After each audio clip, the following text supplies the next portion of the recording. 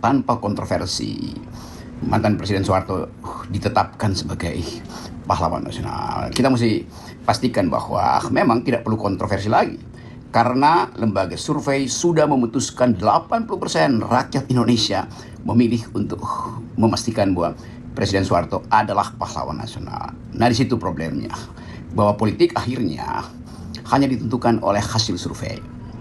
Kita mulai menduga bahwa ada semacam upaya untuk bukan sekedar memalsukan sejarah, tapi membuat sejarah itu berubah menjadi permainan survei, sejarah menjadi permainan statistik. Ini soalnya itu. Apalagi kalau kita mau ucapkan secara jujur, itu fraksi kiri di kabinet tidak bersuara tuh. Menteri-menteri yang berasal dari kalangan kiri itu mengiyakan hasil survei itu.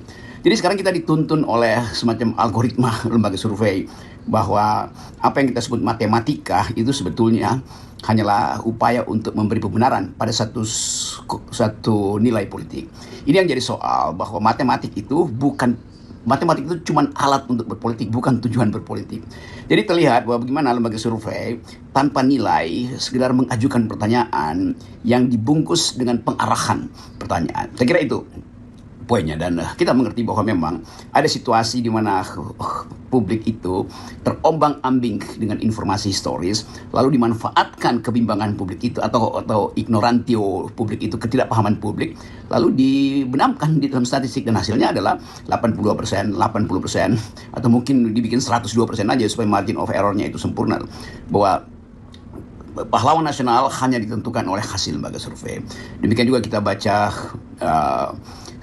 pendapat dari kalangan aktivis atau OKP segala macam, itu satu suara tuh. Jadi kita melihat ada orkestrasi tentunya yang akan memburukkan negeri ini, karena nilai itu atau value atau ethics dalam politik itu terabaikan atau terjual oleh hasil lembaga survei.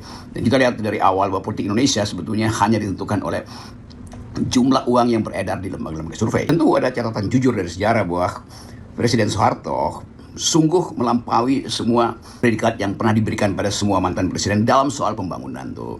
Apalagi kalau cuma soal infrastruktur, bukan Jokowi yang jadi bapak infrastruktur, tapi Soeharto yang membawa negeri ini ke dalam ide-ide modern sejak Orde Baru didirikan tahun 67-68 itu. Semacam catatan untuk mengingatkan bahwa mereka atau kita yang ada di dalam upaya menegakkan demokrasi hari-hari ini dibatalkan oleh statistik. Jadi suara-suara itu terutama menyerah akhirnya karena tidak mampu untuk melakukan bahkan narasi. Padahal kita tahu bahwa kalangan kiri di kabinet itu jumlahnya seperti mayoritas secara ideologis. Tapi udah statistik mendiamkan mereka.